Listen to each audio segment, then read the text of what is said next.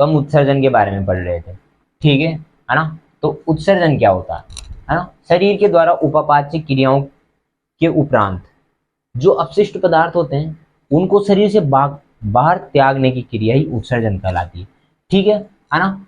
कि शरीर के द्वारा उपापाच्य क्रियाओं के उपरांत, है ना, जो अपशिष्ट पदार्थ होते हैं, अपशिष्ट पदार्थ कौन कौन से, जैसे कि अमोनिया अपशिष्ट पदार्थ है।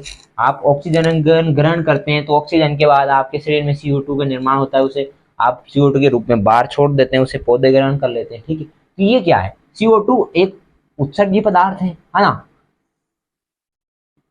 या फिर ये परिभाषा आप याद नहीं करते तो ये कर सकते हो, शरीर से उन पदार्थों का उत्सर्जन करना जो कि मुख्यतः नाइट्रोजनी अपशिष्ट है, पदार्थों का उत्सर्जन होता है, मतलब जैसे नाइट्रोजन के रूप में जो उत्सर्जन करेंगे पदार्थ उनका, है ना, उत्सर्जनी, जैसे कि यूरिया, है ना, ये भी नाइट्रोजनी उत्पाद होता है, यूरिक अम्ल, है ना, और CO2, ठीक है ना। नाइट्रोजनी अपशिष्टों का उत्सर्जन करना ही उत्सर्जन कहलाता है। या फिर बहुत सारे पदार्थ होते हैं आपके शरीर में उत्सर्जन, जल को किस रूप में त्यागते हैं आप, अमोनिया के रूप में, ठीक है। जो आप मूत्र का उत्सर्जन करते हैं उसमें कि अमोनिया पाया जाता है ना, वह कितनी मात्रा में अमोनिया पाया जाता है, उसमें कितनी मात्रा में ऑक्सीजन पाए, मतलब ऑक्सीजन क्या, जल पाया जाता है ना। इनके बारे में मैं आपको आगे बताऊंगा, ठीक है। CO2 अमोनिया लवण तथा अत्यधिक जल आदि के निष्कासन से होता है, ठीक है।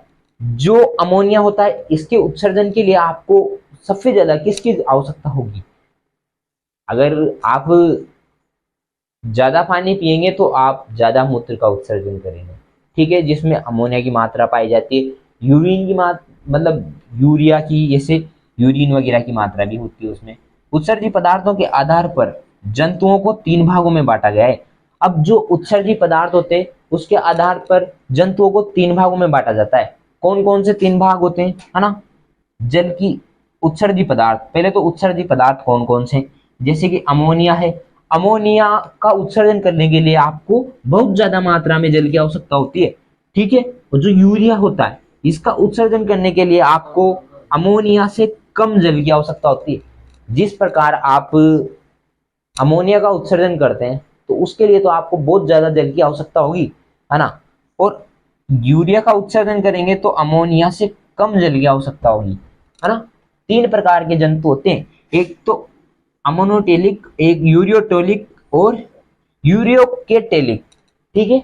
ये जंतु जो यूरिक अम्ल का उत्सर्जन करते हैं, यूरिक अम्ल के लिए सबसे कम जल की आवश्यकता होती है। और यूरिक अम्ल का उत्सर्जन कैसे होता है ना, जो आपका मल होता है उसके साथ लई या पेस्ट के रूप में, है ना, किस रूप में, लई या पेस्ट के रूप में यूरिक अम्ल का उत्सर्जन होता है। अब जो यूरिक अम्ल का उत्सर्जन करने वाले जंतु होते हैं उन्हें यूरियोटेलिक जंतु बोला जाता है। और जो यूरियोटेलिक, जो मतलब यूरिया, है ना, ये तो यूरिक अम्ल है और यूरिया का उत्सर्जन करने वालों को यूरियोटेलिक बोलते हैं, है ना। इसमें बहुत कम, अमोनिया से भी कम जल की आवश्यकता होती है, ठीक है।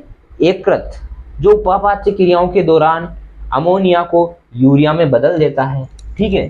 आपका एककृत होता है जो उपापाच्य क्रिया के दौरान, है ना, अमोनिया को यूरिया में परिवर्तित कर देता है, ठीक है। अब आगे चलते हैं अपन, शरीर की सतह पर विफरण की प्रक्रिया द्वारा क्लोम फतों के द्वारा अमोनिया का उत्सर्जन होता है। अब ये क्रिया किसमें होगी, ये क्रिया मछलियों में होती है, ठीक है। जो उनके शरीर की सतह होती है, जो डिफ्यूजन है ना, विसरण, क्या बोलते हैं विसरण को, है ना, डिफ्यूजन। अब डिफ्यूजन की प्रक्रिया या मैकेनिज्म के माध्यम से क्लोम की सतह, मछलियों में आपने जानते होंगे, जैसे कि मछली है तो उसकी सतह पर ऐसे पंखुड़ी टाइप ये पाए जाते हैं, है ना, तो क्लोम होते हैं, एक तरीके से छिद्र भी पाए जाते हैं, है ना, उनको भी ऐसे ही बोला जाता है, तो क्लोम बोला जाता है एक तरीके से, ठीक है। तो ये क्लोमों के माध्यम से, उसकी सतह के माध्यम से अमोनिया का उत्सर्जन करती है, कौन, मछली, ठीक है। जो जलीय जंतु होते हैं उनमें ये ना अमोनिया की मात्रा ज्यादा पाई जाती है, और अमोनिया की मात्रा दिन में ज्यादा होती है, वो अमोनिया का उत्सर्जन करते हैं। और अमोनिया का उत्सर्जन करने के लिए सबसे ज्यादा जल की आवश्यकता होती है, याद रखना, सबसे ज्यादा जल की आवश्यकता कब होती है, अमोनिया के उत्सर्जन के लिए। उससे कम जल की आवश्यकता होगी यूरिया के उत्सर्जन के लिए, और यूरिक अम्ल के उत्सर्जन के लिए सबसे कम जल की आवश्यकता होती है, ठीक है। आगे चलते हैं अपन,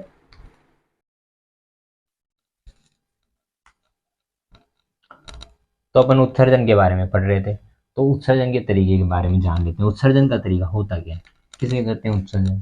ठीक है, शरीर की सतह पर विसरण की प्रक्रिया है ना, विसरण मतलब डिवीजन के माध्यम से है ना, इसकी प्रक्रिया द्वारा जो आपकी मछलियां देखी होंगी आपने, मछलियों की क्लोन फतहों से किसका, अमोनिया का है ना, अमोनिया का उत्सर्जन हो जाता है। अमोनिया का उत्सर्जन भी किसमें, आयनों के रूप में, अमोनियम आयनों के रूप में अमोनिया का उत्सर्जन होता है।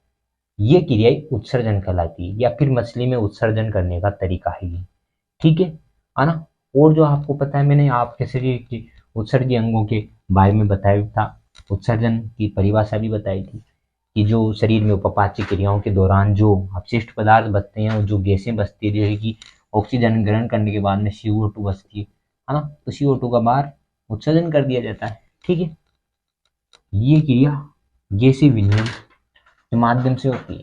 ठीक है, और जो अमोनियोटेलिक जंतु होते हैं है ना, वो अमोनिया का उत्सर्जन करेंगे, और जो यूरियोटेलिक जंतु ये यूरिया का उत्सर्जन करते हैं। यकृत में उपापाच्य के दौरान उत्पन्न अमोनिया को यूरिन में बदल दिया जाता है। जो आपका यकृत होता है उसमें उपापाच्य क्रिया के दौरान जो अमोनिया होता है, अमोनिया को यूरिन में बदल दिया जाता है और रक्त में छोड़ दिया जाता है। अब रक्त में अमोनिया छोड़ने के पश्चात जिसे वक्रकों के द्वारा छाना जाता है। अब जो रक्त में अमोनिया त्याग दी उसके किसके द्वारा छानेंगे, वक्रकों के द्वारा छाना जाएगा और उत्सर्जित किया जाता है। ठीक है, अब है यूरियोटेलिक। अब यूरियोटेलिक जंतु होते क्या है ना, 3 प्रकार के जंतु होते हैं। एक तो अमोनियोटेलिक जो अमोनिया का उत्सर्जन करते हैं, एक यूरियोटोलिक जो यूरिया का उत्सर्जन करते हैं, एक होता है यूरियोटेलिक, यूरियोकोटेलिक है ना, उसमें ओ है इसमें को है। ठीक है, ये ध्यान रखना है ना। ये यूरिन अम्ल का उत्सर्जन करते हैं। ठीक है, यूरिन एसिड का उत्सर्जन करते हैं। तो ये यूरिन एसिड का उत्सर्जन कैसे करेंगे, ये मल के साथ लई या पेस्ट के रूप में है ना, यूरिन अम्ल का उत्सर्जन करते हैं, या इसको गोलिकाओं के रूप में त्याग दिया जाता है। सबसे कम विषैला पदार्थ होता है कौन, यूरियोटेलिक है ना, जो ये यूरिन अम्ल होते हैं कम विषैले होते हैं। ठीक है, अब इसमें जो कौन कौन आते हैं, जैसे कि पक्षी, कीट, स्थलीय घेंगा, कई सरीसृप किसका, यूरिक अम्ल है ना, यूरिक एसिड का उत्सर्जन करते हैं।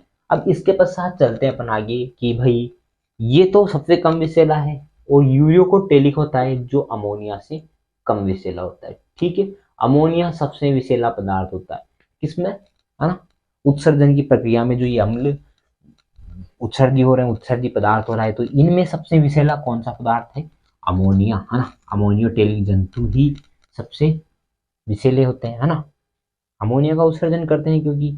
ठीक है, अब आगे चलते हैं है ना।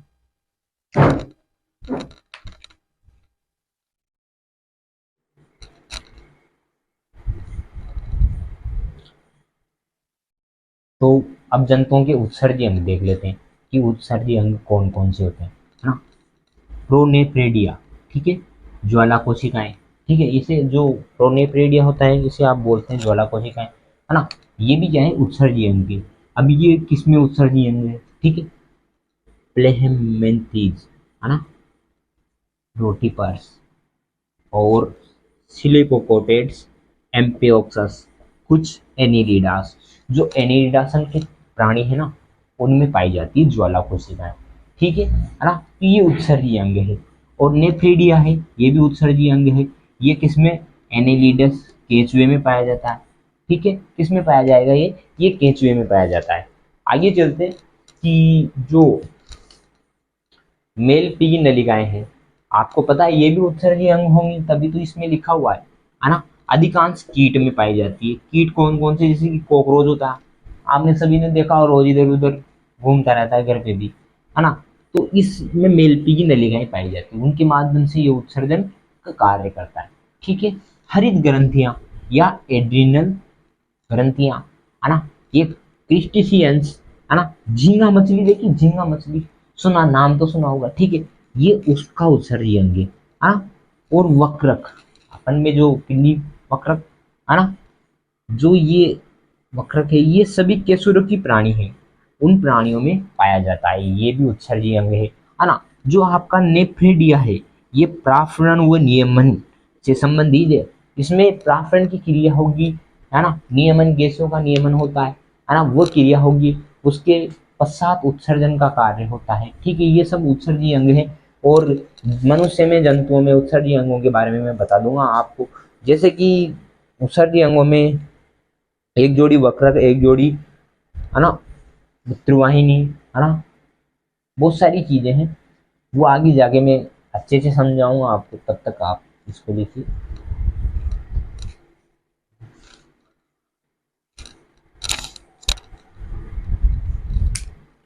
जो मनुष्य में उत्सर्जी अंग है वो एक जोड़ी वक्रक होते हैं, एक जोड़ी मूत्रवाहिनी होती है, एक जोड़ी मूत्राशय, है ना, एक मूत्रमार्ग होता है।